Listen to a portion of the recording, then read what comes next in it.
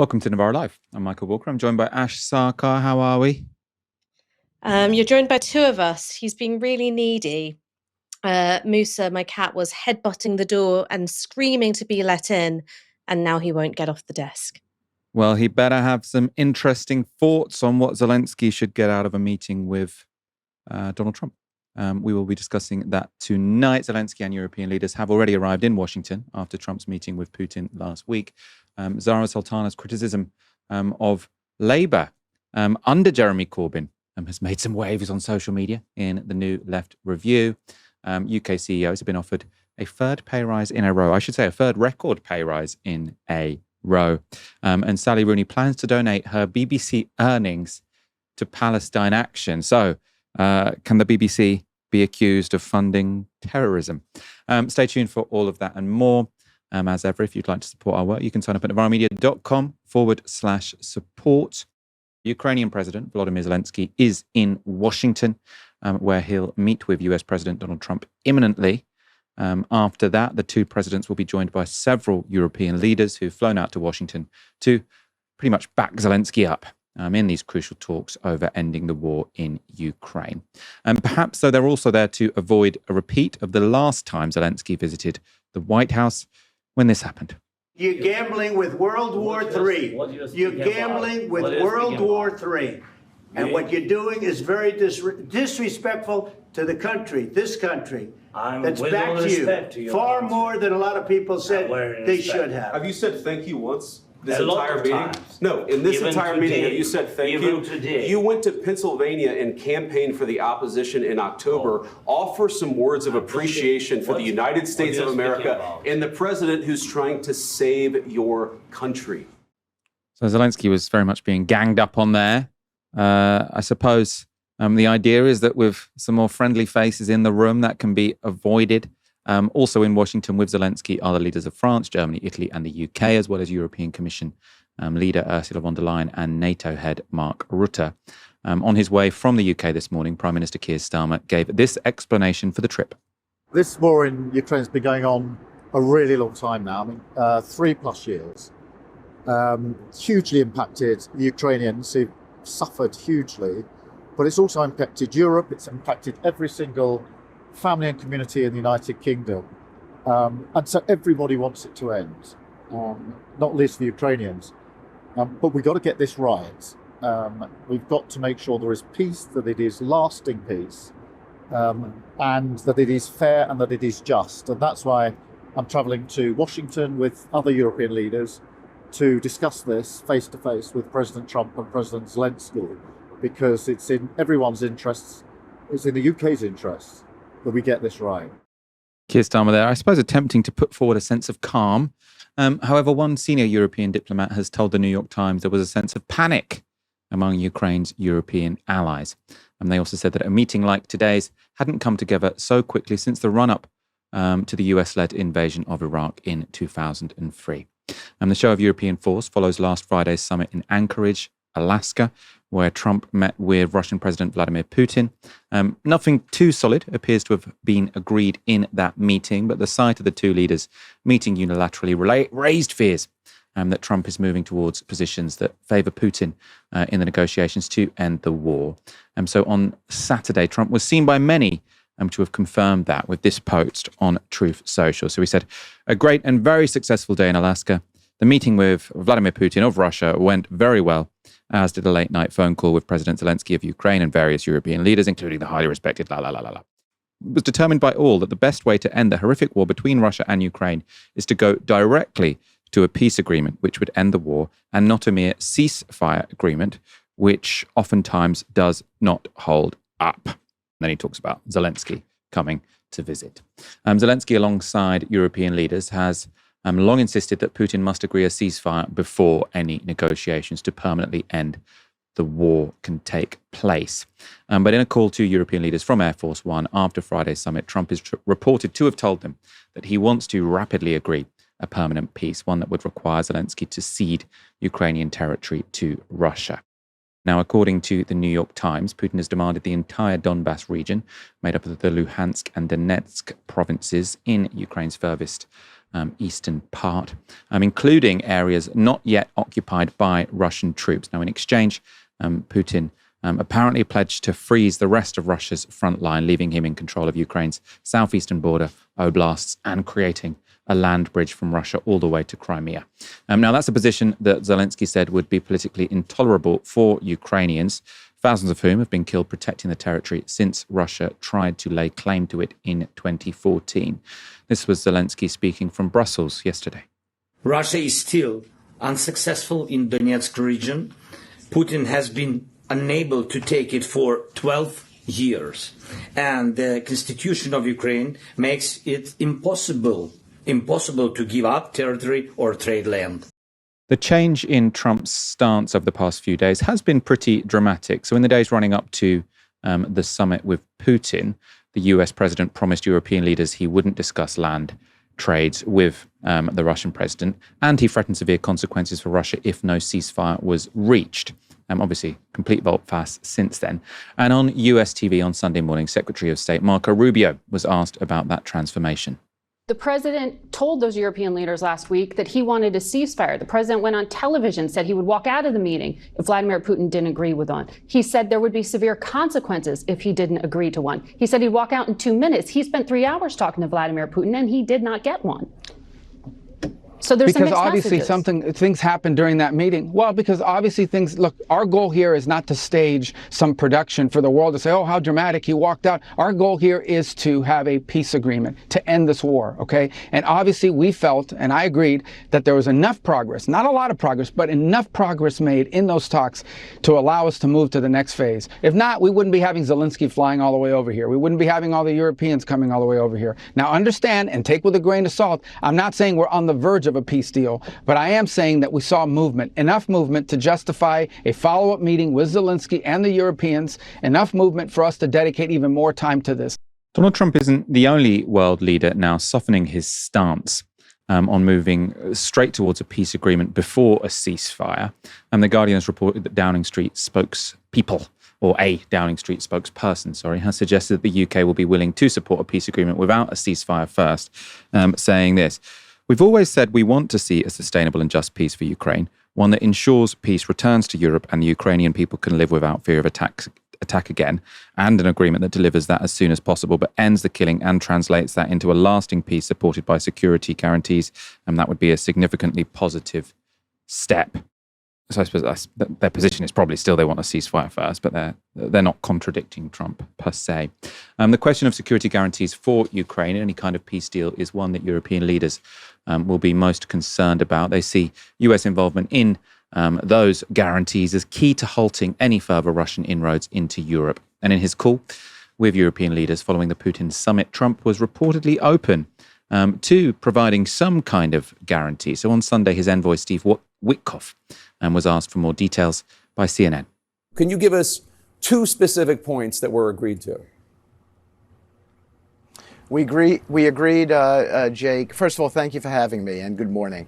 We agreed to robust security guarantees that I would describe as game-changing. We didn't think that we were anywhere close to agreeing to Article 5 protection from the United States, in legislative enshrinement within the Russian Federation, not to go after any other territory when the peace deal is codified, legislative enshrinement in the Russian Federation, not to go after any other European countries and violate their sovereignty.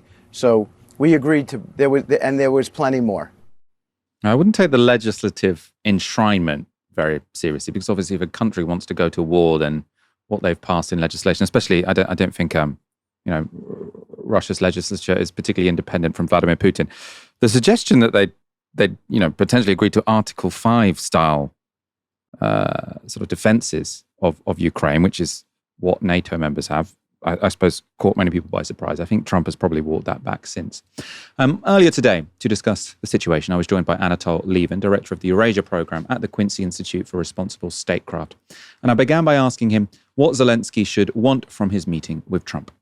Zelensky wants the strongest, should want, the strongest possible military guarantees of military aid to Ukraine, and no significant limits on the Ukrainian armed forces. Those, I think, are the most important things, because Russia has demanded previously demilitarization of Ukraine, but initially, when Russia launched the war, it wanted to reduce the Ukrainian army, to a few tens of thousands of men, to a level where it couldn't defend the country. Now, that, of course, is totally unacceptable. In recent years, the Russians haven't actually defined what they mean by demilitarization. So that is one thing that Zelensky will need to be clear about. I think, the thing is that he can accept certain limits, or should do if that's the price for peace. For example, no long-range missiles, as long as there is a snapback clause whereby, of course, if Russia resumes the war, then all those limits will go. So that's the first thing. When it comes to security guarantees from the West, I'm not sure what this means, because every Western government, including Biden, by the way, including the Poles and the Brits, have said again and again that we are not going to go to war to defend Ukraine. So at that point, what Article 5 or an Article 5-like guarantee means, I just don't know. What, of course, you can get is something which says the West will limit its military engagement in Ukraine in terms of the kind of weapons it supplies. Of course, no limit on defensive weapons like drones and mines and artillery, as long as Russia does not resume the war. That's one area where Zelensky needs to get the strongest real guarantees. But I think he also needs to recognize, all of this talk of permanent guarantees, ironclad guarantees, unbreakable solidarity of, European countries with Ukraine, all of this is empty if, in fact, these countries will not fight to defend Ukraine. So it's a question also of Zelensky being realistic. Now, the other thing which is now acute is that, Russia has shown a willingness to compromise up to a point by dropping its demand that Ukraine withdraw from all of the 4 provinces that Russia claims to have annexed, or 5 if you count Crimea. So Russia is not demanding anymore Ukrainian withdrawal from Zaporizhia and from the whole of Zaporizhia and Kherson. Now, on the one hand, that is a huge Russian step back, since Russia claims to have annexed those provinces. On the other hand, of course, unless the Ukrainian army collapses, it would be extremely difficult for Russia to capture certainly those areas of these provinces on the western side of the Dnieper River anyway. So perhaps this isn't such a sacrifice on Russia's part. On the other hand, Russia apparently is still demanding Ukrainian withdrawal from the whole of the Donbass, and Ukraine still holds about 30% of Donetsk province. Now, that is politically and also strategically, because these lines are heavily fortified by the Ukrainians, very, very difficult for Kiev to accept, of course. But on the other hand, the Russians are now advancing considerably more quickly than they have been for the past year. It looks as if the key position of Pokrovsk in the southern Donbass is going to fall pretty soon anyway. And in the first place, therefore, there seems to be a reasonably good chance that over the next year, Russia would conquer the whole of the Donbass anyway. And secondly, there is a risk. How great a risk, we don't know. But it has been discussed now publicly by military analysts who are very sympathetic to Ukraine. So this is not simply a Russian line. That, as in the First World War, a long and bloody stalemate followed eventually by the collapse of one side, in which case this would be the Ukrainians who collapse. And there are all these reports of especially Ukraine coming under pressure in ways that the West can't help with. The number of soldiers is running out. The soldiers are exhausted. So by rejecting this Russian demand, if this means that the war will continue, Zelensky is, of course, running the risk of a much, much greater defeat. But we will have to see. I mean, will Russia insist on this? If the war continues, as I'm sure it will, for some weeks yet at least, will Pokrovsk, possibly even Konstantinovka, fall anyway? At which point, then there isn't that much left of the Donbass for Ukraine to give up anyway. And of course, also, can Trump offer things in other areas in terms of new US-Russian relations, which would get Russia to modify this demand? So I think, Zelensky has a lot to play for, but he's also in a very, very difficult position on this issue in particular. As far as I understand, obviously ceding territory which Russia doesn't already control is obviously politically incredibly difficult. And I think Zelensky thinks that he might struggle to survive as leader in Ukraine or to get widespread support for a concession such as that. My understanding is also it's seen as strategically potentially unwise in terms of a future conflict, because you would have handed over militarily strategic, as you said, sort of well-fortified parts of the Donbass. And I suppose from what you've said there, if there aren't cast iron security guarantees, if you've handed over some heavily fortified areas, it does seem like there's not that much to stop Putin sort of taking a free win when it comes to the rest of the Donbass and then invading again. I suppose what in the scenario you've just sort of outlined there would be preventing Russia from just going again when it's got a bit more time and actually a bit more land in the future? That assumes, of course, that Western aid to Ukraine is going to stop. And the Ukrainians are also going to stop developing their armed forces. The point is that, sure, Russia will try to rebuild its armed forces after the war. But, if Ukraine loses, after all, this to a considerable extent is what Ukraine has been doing in the Donbass since the beginning of the war. It lost its initial defensive lines in the south of the Donbass and moved back to second defensive lines. This is used to be known as flexible defense.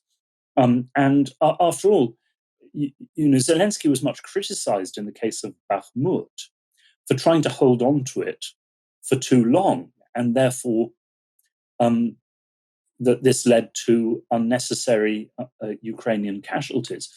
The point is that if Ukraine gives up its defensive line in the Donbass, then the West should help Ukraine to build up a new line, a few miles to the west, heavily fortified with mines, with bunkers, with drones, with entrenched artillery.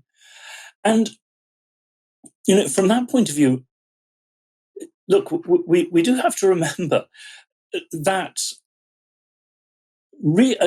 unless that there is some miracle development that at the moment we not merely do not know about, but can't foresee,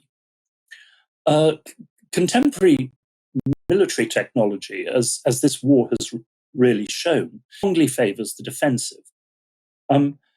The entire Russian army with which Putin invaded Ukraine in February 2022 was in effect destroyed. If you look at the casualty levels, if you look at the equipment, over the following year, it was basically wiped out. If you can build up Ukrainian defences to a sufficient level and have snapback clauses whereby, in the event of further Russian aggression, full sanctions come back, full military supplies to Ukraine come back, full training comes back, and you have really strong Ukrainian defensive positions, then you have to ask yourself, would any Russian government take the risk of repeating, what in 2022 was a really major Russian defeat? Look at what Putin hoped for when he launched that invasion in 2022. He hoped for the subjugation of the whole of Ukraine, then, replacement of the government, turning Ukraine back into a client state. Then when that failed, he hoped to seize a much, much bigger slice of eastern Ukraine and southern Ukraine. I mean, almost all of that failed. Unless the Russian government could come up with some new weapon like the tank in the First World War, which completely changed, of course, the nature of the battlefield on the ground. Why would a Russian government assume that a new attack on Ukraine would be any more successful than the first? Unless, of course, the Ukrainian government collapses and you have something like civil war inside Ukraine. But that's not something the Russians can bargain on. One thing I'd like some clarification on when we're talking about sort of ceding territory, and I think this sort of plays into the distinction between an immediate ceasefire or a peace deal, is what do we mean when we say ceding territory? Is this the areas that we're discussing, the Donbass, for example, would become legally part of Russia, or just that Ukraine would accept that for now they won't try to fight to get that area back? I mean, is this de facto or de jure is basically what I'm saying.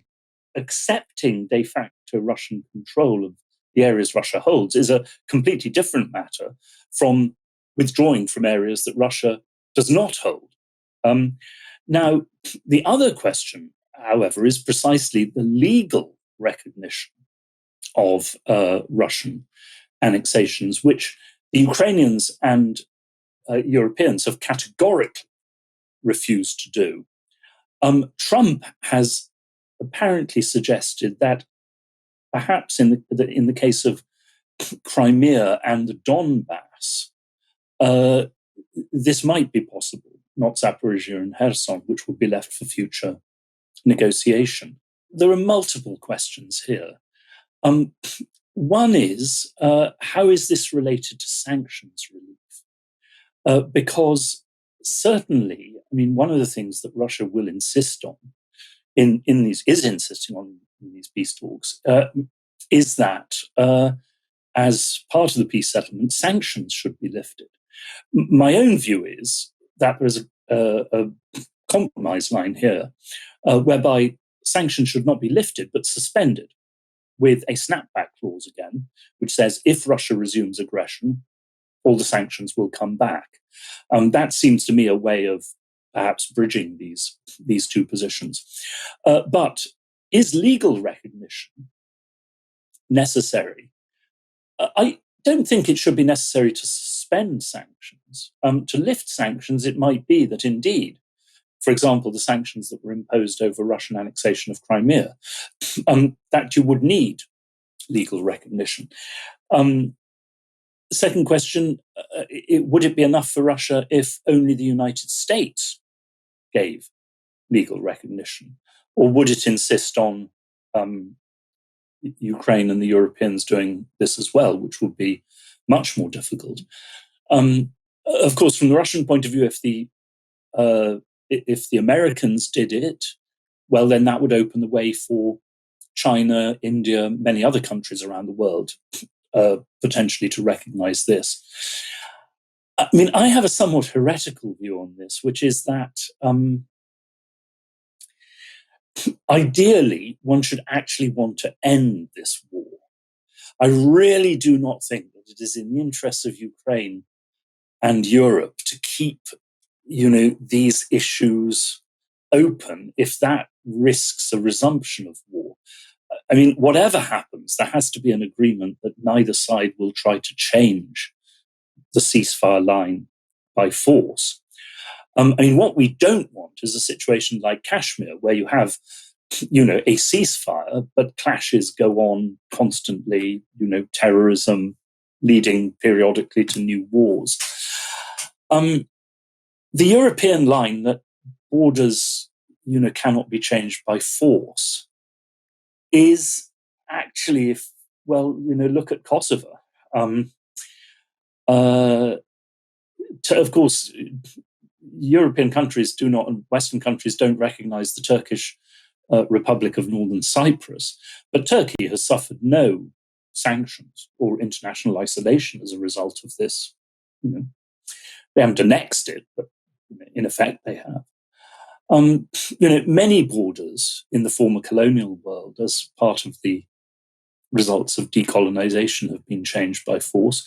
France has, in effect, just recognized the Moroccan annexation of the Western Sahara, which was an annexation, in effect, by force. So, this is another of these supposedly ironclad legal and moral principles that actually, when you look at the Western record, when it's in our interest, we have been prepared to be flexible about. That was Anatol Lieven speaking to me earlier today. And we're going to bring you some clips of Trump meeting Zelenskyy this time around later in the show. We'll find out whether it went better this time than it did earlier in the year. So we will be bringing you that later on. Zarah Sultana has given a long interview to the New Left Review, where she made this criticism of Labour under Corbyn. So she said, "We have to build on the strengths of Corbynism, its energy, mass appeal and bold policy platform, and we also have to recognise its limitations. It capitulated to the IHRA definition of anti-Semitism, which famously equates it with anti-Zionism, and which even its lead author, Kenneth Stern, has now publicly criticised. It triangulated on Brexit, which alienated huge numbers of voters. It abandoned mandatory reselection of MPs for the trigger ballot compromise, keeping many of the party's undemocratic structures in place." She says it didn't make a real effort to channel its mass membership into the labour movement or tenants' unions, which would have enriched the party's social base. And when it came under attack from the state and the media, it should have fought back, recognising that these are our class enemies. But instead it was frightened and far too conciliatory. This was a serious mistake. If we're contesting state power, we're going to face a major backlash, and we need to have the institutional resilience to withstand it. You cannot give these people an inch. Ash Sarkar, is Zara right? Yeah, I think she's absolutely right in what she said. I mean, just starting with the IHRA definition of anti-Semitism, Michael, which you and I publicly opposed at the time and took a lot of crap for it. The purpose of the IHRA definition, it seems, is to be so broad and so vague that it can be applied to basically any kind of political activity that you want to shut down. So something which I see an awful lot is people citing the IHRA definition when you have Zionists and supporters of Israel conflating the Jewish people with Israel. And going, oh, well, your own definition of anti-Semitism means that you shouldn't be doing this. I mean, the reason why that's so easily brushed off and ignored is because, well, that was never the purpose of the definition. It was intended to be, particularly in the definition element of it, but also the examples where half of them concern how you can talk about the state of Israel. It was intended to bind those who want to stand in solidarity with the Palestinian cause. I also think that this is implicit in what she said, which is that the adoption of the IHRA was a tactic, I think, to try and contain or turn the heat down on the anti-Semitism crisis and the weaponization of Semitism accusations against Jeremy Corbyn. If we make this connection, you'll chill out, right? I think was the thinking. That's not what happened at all. That's really, really not what happened at all. And I think that, those of us on the left, me included, I think that we said things which were intended to sound good and sound like anti-Semitism was being taken seriously, but instead became more of a rod for our own backs. And I'll give you an example of what I mean. Something that a lot of people said was, one anti-Semite in the movement is too many.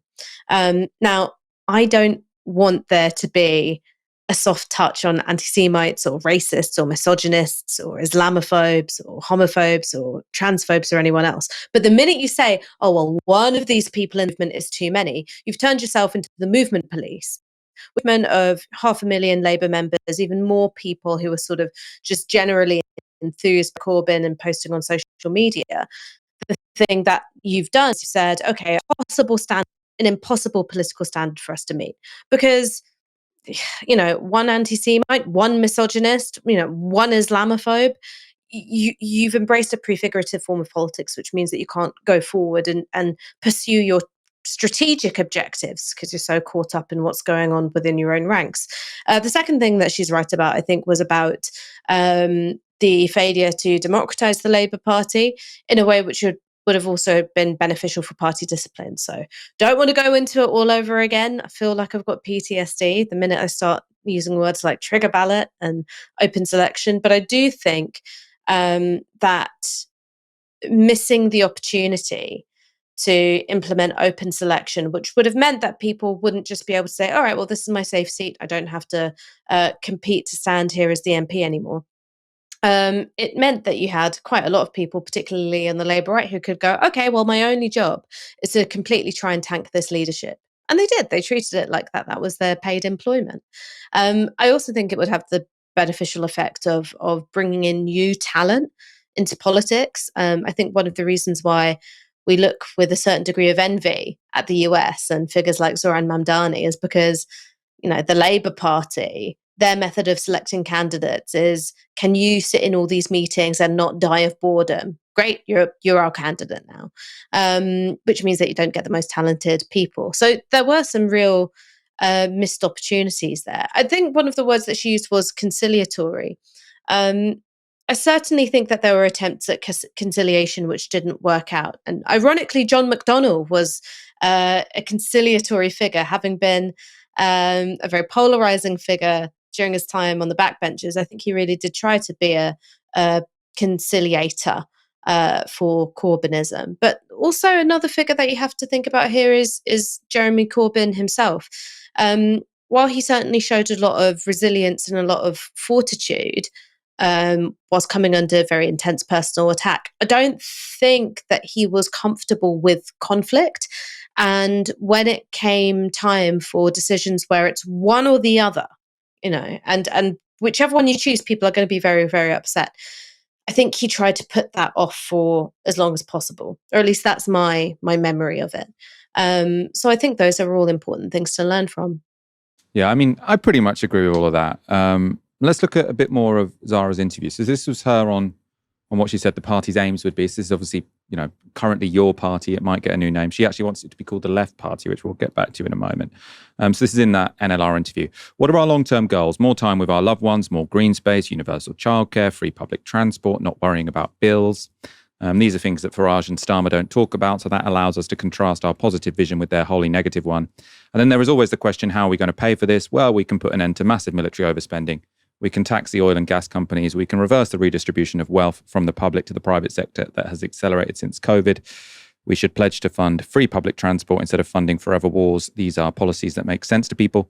We need to argue for them as aggressively as the right argues for their. There's lots about that vision I like. The interview did, though, at parts make me worry the new party will mainly just focus on uniting already very left-wing voters and not necessarily on winning over people who aren't already on side, maybe reform-curious people.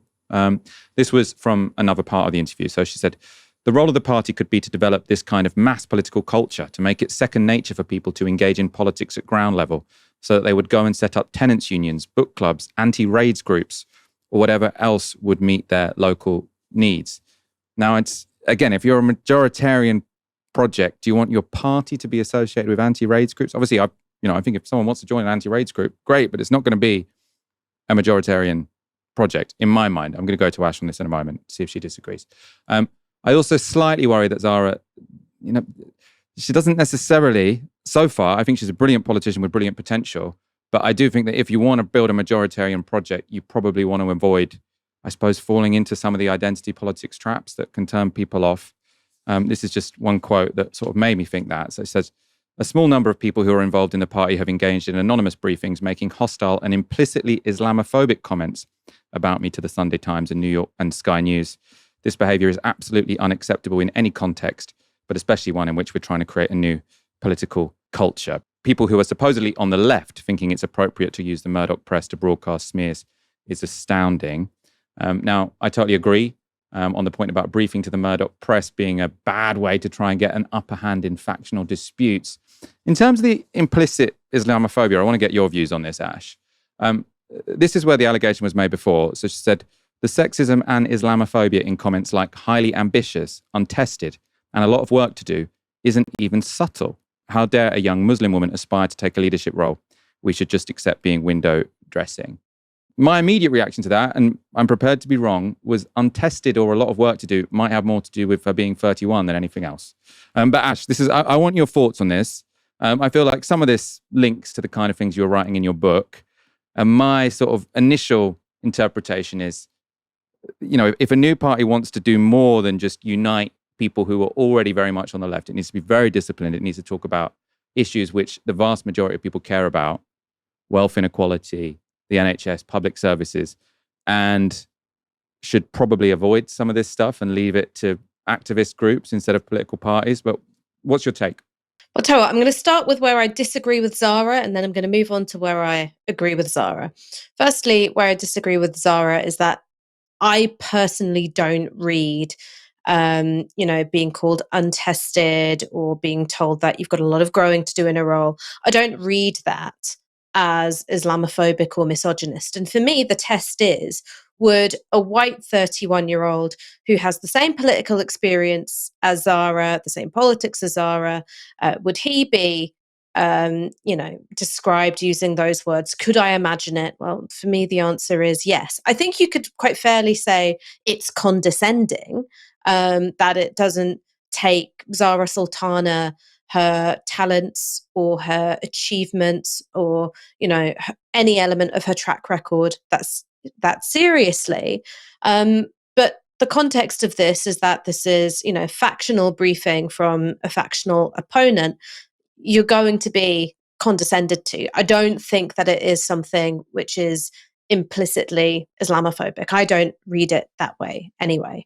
That's not to say that Zarah doesn't experience absolutely disgusting Islamophobic, misogynist, racist abuse. I mean, I spoke with her about it in an interview for Novara Media, and you could really see how profoundly affected she was. So I think that she has shown a lot of resilience in the face of that. And look, she might know a little bit more about the person who briefed Sky News than I do and might have a bit of a history there and better knowledge of it. But just from those comments alone, I don't think it's Islamophobic. And I also think that if that's where the bar is going to be, where words like ambitious or got a lot of growing to do, things which are sort of generally condescending, can be painted as Islamophobic.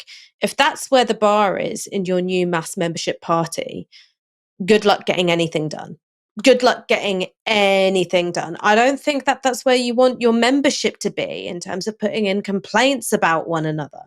It seems to me to be a recipe for quite an unhelpful political environment. In terms of where I do agree with a bit more with her, Michael, is that yes, I think that you're right that so far, lots of the issues that Zarah Sultana is talking about are very, very left coded, right? Very, very Corbynite coded. But I think one of the key aspects of populism is that you articulate really clear winners and losers. So here are the winners. Here are the things we want to do.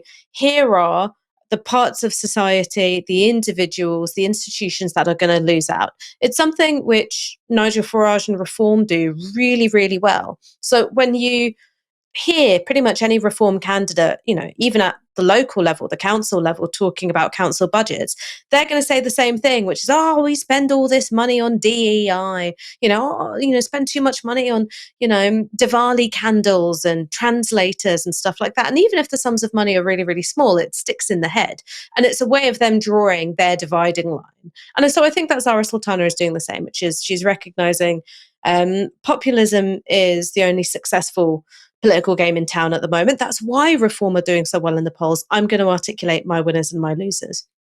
The last thing, which is about kind of building up the political capacity of the party membership. I think it's really, really important. Now, anti-raids groups are one way in which you could do that. But there are other things that you could get the party membership to do. I mean, the Belgium Workers' Party, one of the things that they actually do is run health clinics. Something that you could do is run buyers clubs for essential groceries and nappies and, things of that nature. Yes, of course, there are tenants unions, community unions. That's also pushing trade unions in a more political direction. But I think she's onto something, which is, yes, you might think that anti-raids groups in a context where immigration has become a top 3 issue again, that might not be the best use of party membership time because it's raising the issue salience of immigration, which is bad for the left.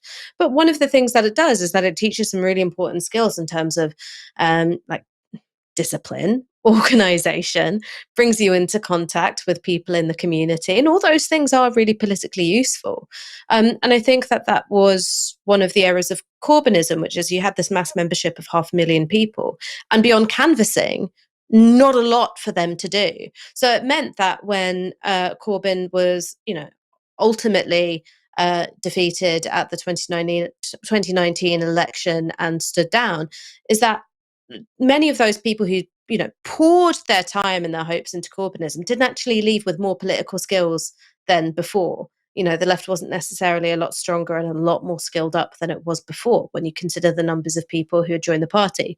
So while I see your point about if you want a majoritarian politics, participating in activities which drive up the salience of immigration, that can be counterproductive.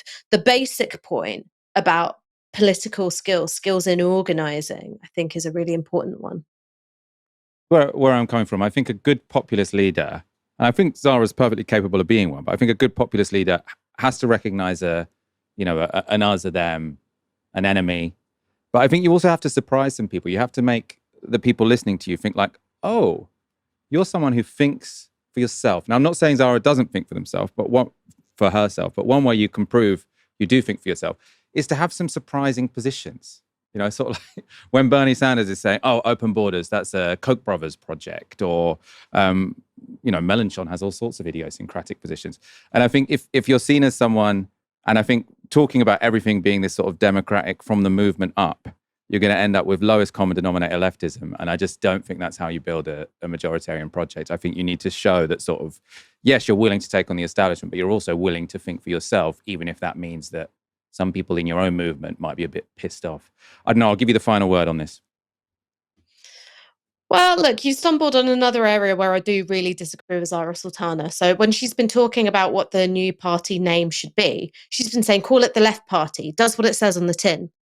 And while I appreciate the clarity of that, I just think that you're missing out on such a huge opportunity to appeal to people who don't think of themselves as left-wing. The majority of people out there don't have a really strong sense of political identity. They'll have really strongly held values, a sense of what it is they really want to achieve in society, but left versus right might not have a load of meaning to them. So I think that that's an area where it's signaling the wrong way. It's sort of, okay, well, here's a whole load of ideas that come with being on the left, and we're just going to take them all for granted. There isn't necessarily going to be a sense of strategy. It's just a way of badging ourselves as we're the left party.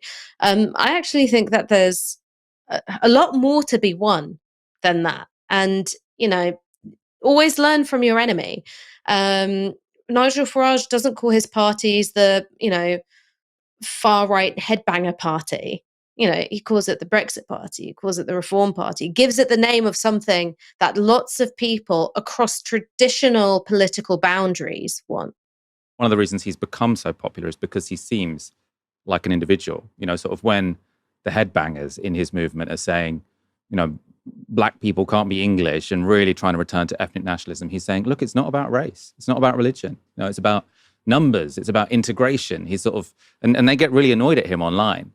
But I think he sort of looks at where the center of political gravity is and where it can be pushed to, and sort of asserts his independence from the base to some degree. And I feel like if you're serious about a majoritarian project from the left, you probably need to do that. Maybe it's a stages thing. Maybe you start by sort of uniting the left and then take them on a journey where they can appeal to the mass of society. But I don't know. I suppose I'm yet to see it. But obviously, there's still lots of hope. This is not said in a dismissive fashion, but just a sort of, this is what I think when I read some of these interviews. We've got some footage from Trump's meeting with Zelensky in the White House now. So hopefully this will go better than the one earlier in the year. And early on in that press conference, a reporter threw Zelensky this fairly tough question. President Zelensky, are you prepared to keep sending Ukrainian troops to their deaths for another couple years, or are you going to agree to redraw the maps? Thank you for your question. So, first of all, we live under each day attacks. That today have been a lot of attacks and a lot of wounded people, and the child was dead, small one year and a half. So we need to stop this war, to stop Russia, and we need support American and European partners. And we will do our best for this. So, and I think we show that we are strong people, and we supported the idea of the United States, personally of President Trump, to stop this war, to make a diplomatic way of finishing this war. And we are ready for trilateral, as President said. This is a good signal about trilateral. I think this is very good. So I suppose better than before so far. I think a big deal was made online about the fact that he wore a suit this time. So apparently last time people thought it was disrespectful. He wore a T-shirt. Now he's wearing something that's actually somewhere between a suit and a bit of sort of military garb. Obviously, I think if anyone was disrespectful last time they were in the White House together, it was Donald Trump, not Zelensky, for wearing a T-shirt. Let's look at a question sort of put to Trump. This was on the terms of how he thinks the war could end. The war is going to end. When it ends, I can't tell you, but the war is going to end, and this gentleman wants it to end, and Vladimir Putin wants it to end. I think the whole world is tired of it, and we're going to get it ended. It was, I've done 6 wars. I've ended 6 wars, and I thought this maybe would be the easiest one, and it's not the easiest one. It's a tough one. A lot of reasons for it. And they'll be talking about it for a long time, but they'll be talking about the others. Look, India, Pakistan, we're talking about big places. When you look at, you just take a look at some of these wars. You go to Africa and take a look at that. Rwanda and the Congo, Republic of the Congo. That's been going on for 31 years. And so we've done a total of 6, and we really have 6, not including the fact that we obliterated, and it turned out to be a total obliteration, the nuclear, as you said, the future nuclear capability of Iran. And this one, I think we're going to get solved also. I feel confident we're going to get it solved.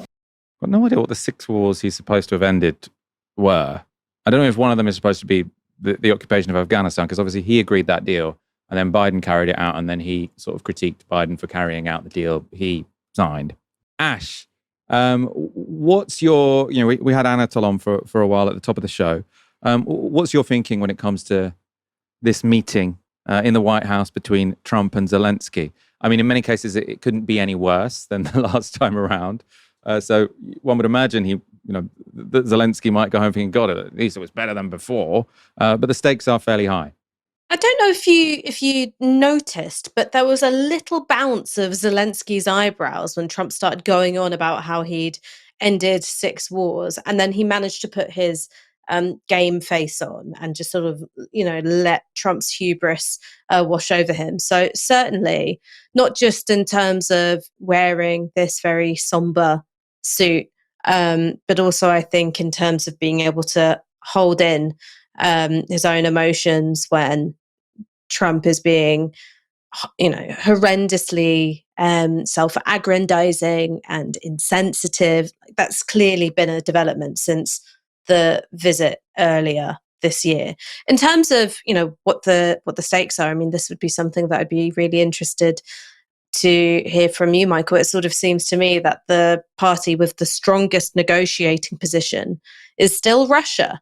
It's still Russia. So they've been able to adapt fairly well to having a war economy, been able to adapt fairly well to new markets for oil and gas. That's one of the reasons why Trump has increased tariffs on India, is because they're still buying Russian oil. And it seems that they're going to walk away with significantly expanded territory, simply because the US has refused to underwrite the Ukrainian war effort any further. And this, when listening to Anatol and doing my own reading in preparation for this show, I don't see what leverage the US or European powers have that's strong enough to stop Putin or any other Russian leader in the future from trying this again further down the line when the circumstances are more beneficial. It's difficult. I mean, it's one of those ones where I really don't know why. I think I want the fighting to stop. I can see why Zelensky doesn't want to give up land that Russia doesn't yet control. I suppose, I think one thing that's potentially under-discussed is the position we often hear sort of as the common sense position in the West, is that it should be up to Ukraine, right? So it should be Ukraine who get to decide the terms. And I think there is a fairly solid argument that it might be, if you can come up with terms that are reasonably fair, it might be better for them to be imposed, right? Because then Zelensky can say, look, I had no choice. If you say, Zelensky, you have to make the decision whether to cede some land, he's not going to be able to do that, right? But if he can say, I got something out of these negotiations because Trump was suggesting something even worse, then potentially that would be a better outcome. Obviously, it is, Vladimir Putin who holds the cards, and so the pressure should be put on him. I do think there is reasonable concern from Ukrainians that Trump has decided that most pressure should go on Zelensky, not Vladimir Putin, which seems, remarkably unfair. At the same time, I think the idea sort of Putin getting a bit of land means that countries all over the world will want to just increase their territory. I'm not sure I quite buy that, because he will have lost hundreds of thousands of troops. The economy has survived, but it has been damaged by these sanctions. I don't think it's that easy to say that this was a massive success for Vladimir Putin. Also, I suppose I think the priority for Ukraine should be, can it rebuild as a strong country, not can it keep all of the land that it once had. Can it join the European Union, for example? Putin's original aim was basically for Ukraine not to be an independent, successful state. And if we can come out of this with, a chunk of land unjustly taken from Ukraine, but with them as an independent, successful state, I think that would be, a good thing.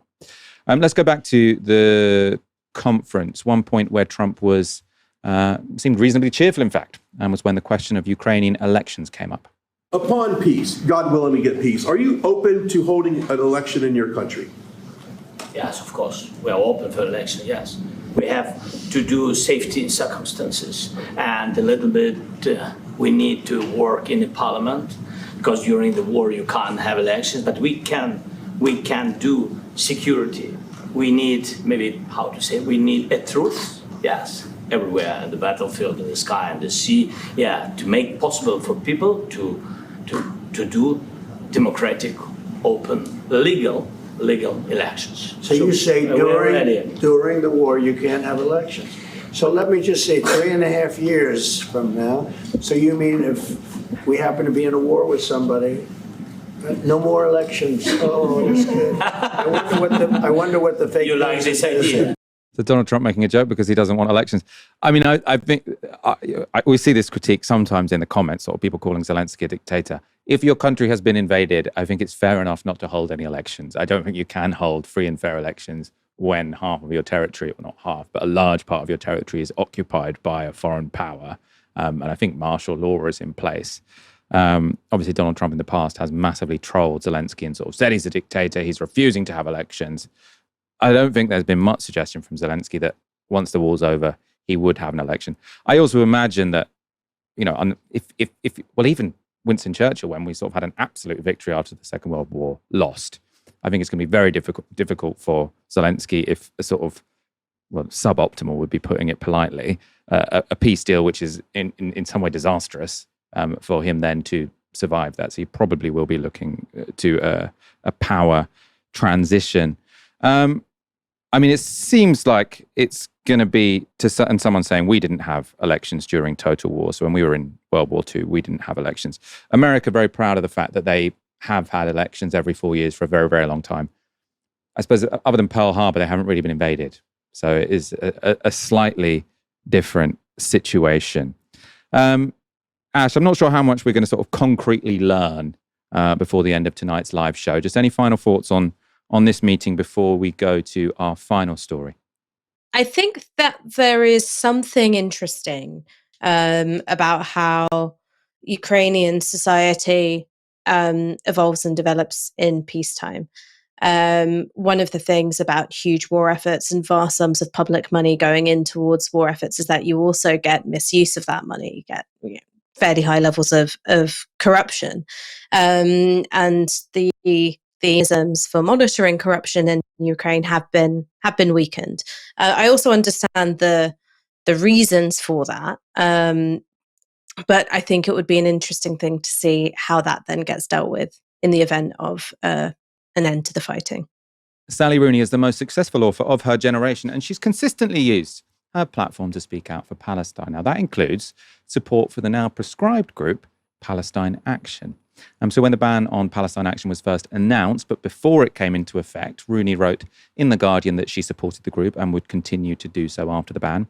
And this weekend, she's written an article in the Irish Times restating her support for Palestine Action, saying if this makes her a supporter of terror, so be it. Rooney says she published the article in the Irish Times because it would be illegal to do so in the UK, so presumably no newspaper was willing to do that. But she adds this: my books, at least for now, are still published in Britain and are widely available in bookshops and even supermarkets. In recent years, the UK's state broadcaster has also televised 2 fine adaptations of my novels and therefore regularly pays me residual fees. I want to be clear that I intend to use these proceeds of my work, as well as my public platform generally, to go on supporting Palestine Action and direct action against genocide in whatever way I can. If the British state considers this terrorism, then perhaps it should investigate the shady organisations that continue to promote my work and fund my activities, such as WH Smith and the BBC. Now, Ash, I suppose I should have spotted up on the legalities of this. It is definitely illegal to fund a terrorist organisation. So if I were to sort of say on this show, I'm going to donate £5 to Palestine Action, well, I suppose for a start, Palestine Action in a way doesn't exist because they have disbanded. So maybe that comes into this. But I'll throw this to you. This idea that the BBC will be indirectly funding Palestine Action to the extent that it still exists, lots of legal grey areas here. Is that awkward? Well, I'm not sure if legally the BBC will be held responsible. Sally Rooney would be, but I'm not sure if the BBC would be. What she's trying to do, and I think quite cleverly, is force a crisis in liberal cultural institutions which have wibbly-wobbly, slightly progressively inflected politics, and, they do a bit of hand-wringing about, the scale of devastation in Gaza. But certainly when it comes to taking political action and a political stance on what's going on, doesn't want to get in trouble with the campaign against anti-Semitism and David Collier and UK Lawyers for Israel and all them lot. So that's what she's trying to do. She's trying to say, okay, you like me when I'm the millennial author, writing about the, condition and inner lives of Trinity students. You loved it when Paul Mescal broke down crying and we all cried with him. But I'm a political author. I'm not just churning out a commodity that you can enjoy and consume in a way which is separate from my politics and my beliefs. I'm gonna use that sort of strange relationship of a Marxist novelist becoming one of the fiction bestsellers not just in Ireland and the UK, but much further afield as well. I'm going to use that strange position to try and force a political reckoning with the state, which has taken a draconian level of overreach in the prescription of Palestine Action, possibly at the behest of arms lobbyists and the encouragement of the Israeli embassy. So she's using her status in a quite clever way, is what I'm trying to say. Sorry if that was garbled. That wasn't garbled at all. We're going to end on some rage bait. This was, like every good YouTuber should, this was LBC's Ben Kentish. Imagine how many Gazans could be helped with Sally Rooney's money if she gave it to one of the many charities supporting them directly, rather than using it to help a small bunch of extremists graffiti planes and attack the police. Now, this is stupid for a number of reasons. I'm going to go to Ash for a few of them in one moment. First of all, donating money to charities supporting them directly, obviously you should do that. But what's the point? Because the food's not going to get in, right? There is no... Obviously, donate to Palestine charities. You should do that anyway. But the idea that we can solve this problem by donating to Palestine charities is ridiculous, given that Israel is stopping all the aid organizations working. So if you've got an aid organization that buys food to try and limit the famine, is not going to get in. So this idea that people shouldn't do politics, they should just practically help. Israel has made it completely impossible to practically help by killing aid workers. Ash, any other thoughts on Ben Kentish? This seems to be a rather unpleasant man. Ben Kentish, look into my eyes. You are a fucking numpty. Unfortunately, though, he's not unique in the British media environment, because what he's saying is this, is how dare you be political? How dare you put the suffering of Gazans into a political context? How dare you highlight the role of UK media institutions and UK politicians and weapons manufacturers who are on UK soil? How dare you do any of these things? What's happening in Gaza, this genocide, don't think of it as a series of war crimes where the people who are aiding and abetting those war crimes, they have names and they have addresses and they have financial interests and you can pressure them. Think of it as being like a hurricane or a flash flood or a drought or some kind of, horrible disease which happens to have broken out. Think of it as an act of nature, because you wouldn't, hate to sound like that anti-piracy advert of, you wouldn't download a car, but, you wouldn't politicize a tornado. So how dare you politicize a genocide? I think what this points to is the structural role that individuals like Ben Kentish play, which is to lower the level of analysis and the critical faculties amongst their audience by loudly performing their own stupidity as frequently as they can. Very well put. I mentioned in the top of the show, we talk about CEO high pay. We're going to move that to Wednesday because so much was going on today and we had some live updates. Ash Sarkar, thank you so much for joining me throughout this evening's show. Always a pleasure. Thank you for having me. I don't know if you were able to hear, but the cat was genuinely headbutting the door for most of the show. So sorry that you didn't get to see more of him. He can be Friday's co-host. You're already Aaron Bastani's already booked in for Friday. As you can't just replace him with your headbutting cat. Let's wrap up. Thank you everyone for tuning in. Come back tomorrow for another live stream from 6 p.m. For now, you've been watching Novara Media. Good night.